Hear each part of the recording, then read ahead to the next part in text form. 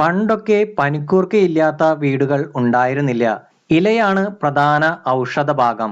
ഈ സർവ്വരോഗ ശമനി കുട്ടികൾക്ക് ഉണ്ടാകുന്ന ഏതൊരു അസുഖത്തിനും പ്രതിവിധി ആയിരുന്നു.